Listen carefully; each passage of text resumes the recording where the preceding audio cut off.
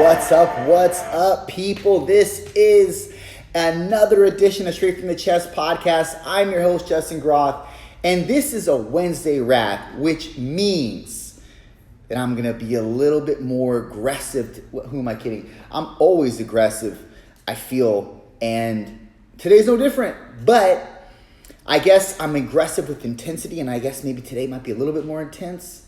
We'll have to see. We'll have to wait and see. And really, that's just kind of who I am, right? I mean, if you've been listening to this podcast for any length of time, you know that that's what I pretty much deliver on a continual basis. And that's not me trying or acting. That's just who I am. And I feel like that's just, even though sometimes I feel like maybe I was too irrational with my thoughts, maybe I shouldn't have said that. I also at the same time feel like what I'm saying is just who I am. And maybe you're the same way. And there is, to backstep a little bit, there is some merit to thinking about what you're going to say before you say it and sitting on something and acting in a rational sense. But sometimes you just got to go with the way you feel. And that's what I try to distribute on this podcast, is I just try to tell you how I feel and try to bring up certain elements or certain postures that you may be going through, that I've gone through or am currently going through, and having you to understand better in that respect of what's going on or how to dissect it or how to deal with it or how to find a solution. And that's just who I am, right? Even though sometimes there's been times in the past where I've said things and I immediately wanted to reverse it and clean it up, but it just didn't happen like that, right? I mean, we all have those instances, and that's neither here nor there, but that's just a process of growing and evolving. But I do believe that there's a constituent to me that is more of an aggressive, intense tone. And that is not for everybody. I mean, we understand that, right? That's not for everybody. That's not going to be everybody's cup of tea. Also, there are people that are not going to like people that are passive or neutral in stances. And that's why you just can't be what people want you to be. I mean, we understand that first and foremost, but really, how actively do you play that out in your life? Are you really what you want to be, or are you masquerading around what others want you to be? Really ask yourself that question. That bears some merit to your existence. When you think about, what am I supposed to, who am I? You find people asking themselves that question later in life, like their 30s or 40s, or sometimes in their 50s. They're asking, who am I? Because they've gone the first portion of their life, the first third or so of their life, living for others and masquerading around others' approvals. And that's a false sense of who you are, of who you're made to be. And a part of the reason why I continue with this podcast is because it allows me to express myself. And it's therapy for me. If you talk to artists, vocal artists, singers, songwriters, they'll tell you that's a therapy for me. To get on the pen and pad and write, or to get on the microphone and spit, it's a therapy for me. And you have to go with the vibrations. Without sounding like a hippie here, you have to go with the vibrations that are most organic and centering around you. And so that's what I do. That's how I distribute myself. And it also comes out in certain business ventures. And I'm constantly okay with the fact that I'm not for everybody. And I say that I'm constantly okay with that because it will constantly appear in your life, and you have two ways to go about it. You can let it pass you by, not give it any energy or attention, or you can engage. And so most of you know I love to engage in conversation. And sometimes that's conflicted conversation. And I am no bleep for that either. I'm okay with that. Some people are not. I'm okay with it. However, I'm also the kind of person that likes to stand back and just kind of think about what you said. So I guess it depends on what position I see you in, or I am in at the moment, and what I think is, I guess, if I'm in the mood to talk about it. But I'm no deflector from conflictive conversation. But at the same time, I understand my mouth and my tongue, and I know what they're capable of. And because of that, I sometimes consider myself I consider the fact of just reverting. And I think in most cases, that's the best thing for me to do. And it comes up in my life sometimes, but I'm constantly deflecting it. If it's a person or a position that I feel doesn't deserve any kind of energy, because I can see maybe how that person is outfitted, and I can see what their behaviors might be or stem from as a byproduct if I do engage with them, and I just don't think that they would be rational with me in our irrational quote-unquote conversation or conflictive conversation, however it's diagrammed. I think 3 or 4 steps ahead of that person in terms of conversation, wordplay, what their behaviors might be as a byproduct of what words I say. And if I can assess that they are just not going to be consistent like I am, I'm not going to even put forth any energy. But you guys have to understand, and you don't have to understand, I would consider that you understand that you are going to offend people no matter your position on anything.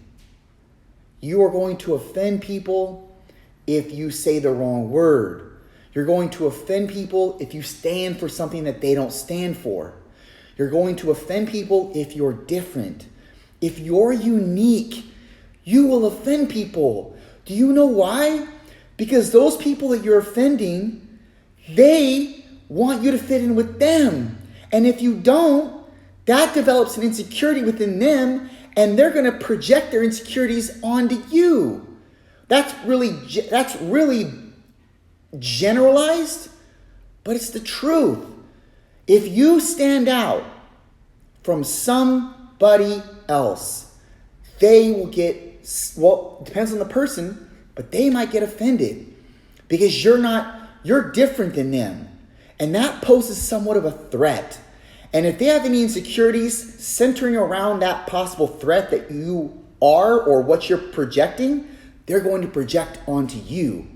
And instead of leaving it be and just walking the other way, that person's going to say something, or they're going to get on the keyboard and type because they got really, what's that word? They have fingertip courage. That's what I'll call it. They got fingertip courage. But they don't have verbal courage. If they were in front of you, they don't have the balls to say what they want to say in front of you.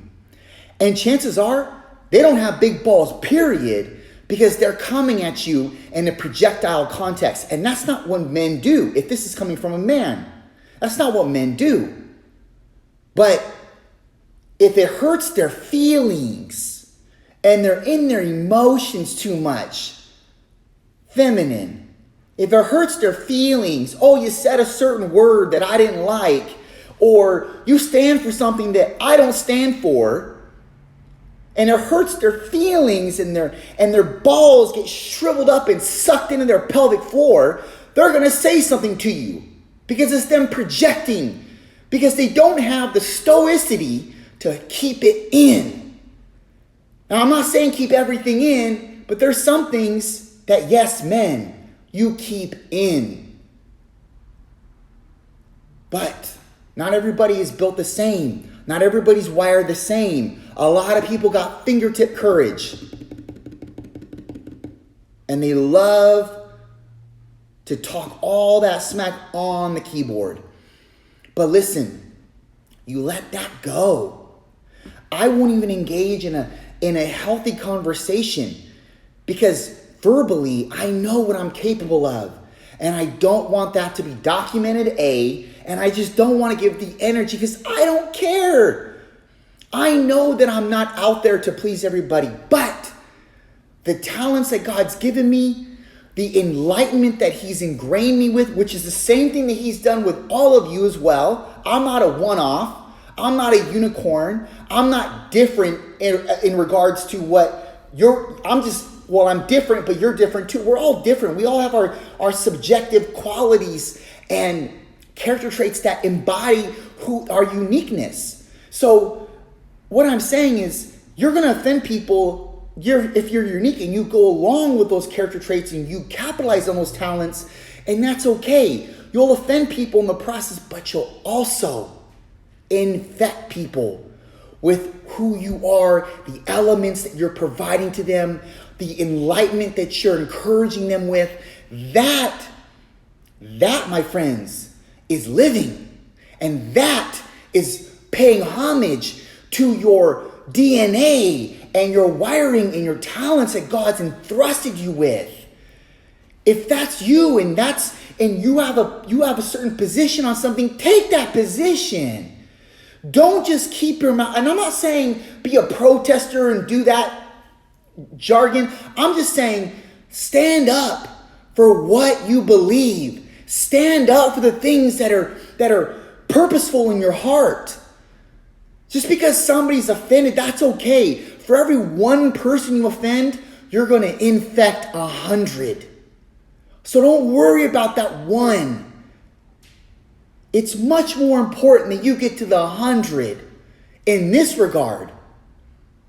It's more important you get to the 100 than the one that's bothered. Let him be bothered. Let her be bothered. That's not your dilemma. Your entire life is centered around your purpose. And that may mean in the beginning, you may not understand what your purpose is, but it might come from a way of you having to get out of your comfort zone. And that might be uncomfortable, and that might shake up people around you. But as a byproduct, you're getting closer. You're getting closer to that open door that's going to soon reveal why you've been made this way, why you've been constructed this way. But you got to take the first step. And the first step is going to still be uncomfortable as much as the 10th step is going to be. But the only difference between the first and the 10th step is the 10th step, you're more resilient and you have more practice under your belt. And so you know what's going to come. And as a byproduct, you can deflect all of the bullets that come your way. But that starts with you starting in the first step. Taking that first step and being uncomfortable with people, being comfortable with people being uncomfortable with your presence. And you offending, that's okay. People get offended by everybody. But this is a part of your process. And for the one person you offend, it's no big deal. Don't let that center in yourself. Don't let that take up any space. Because reality is, the 100 people that you're infecting with your talents, your visions, your voice, they might not even say anything. They may be silent. And all you hear is the loudness of the offenders. And that's where it becomes hard to continue on. I understand. But you got to have more of an anchor in who you are and what your goal and your plan is on this earth, or what you think it is. Because you're never going to know. God's not going to tell you in the day, this is who you are, it's what I've made you to do, go do it. But He's going to lead you and give you He's going to provide a little paper trail, or a little,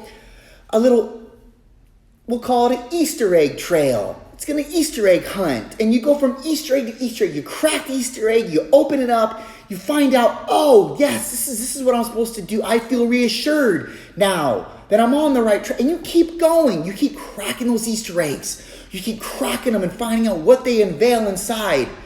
And you keep going. And you don't worry about any of the twigs that are along the path, or any of the animals that come out to the trail that you're on and try to inflict harm. You don't worry about them. You just kick them away. Kick them away. You just take your machete and just slay the branches. Slay the branches that are trying to get in your way from finding those little Easter eggs. This is a horrible analogy, but you understand. You're on my track. I understand. I know you get me. I know you're on this. I know you're understanding what I'm saying or what I'm conveying. Keep on cracking the eggs and finding out what they say inside of them. And don't worry about the branches. Slay the branches with your machete. And don't just move them out of the way. No. Slay them. Slash them. Because that is metaphorical of all of the offenders and the naysayers that say you can't do it, or you're not going to do it, or you're no different. Slay them. Slay them. Because you have a duty on this planet. You have a duty. You have a calling. You have a nature about you. An innate nature that nobody has. You don't let that go.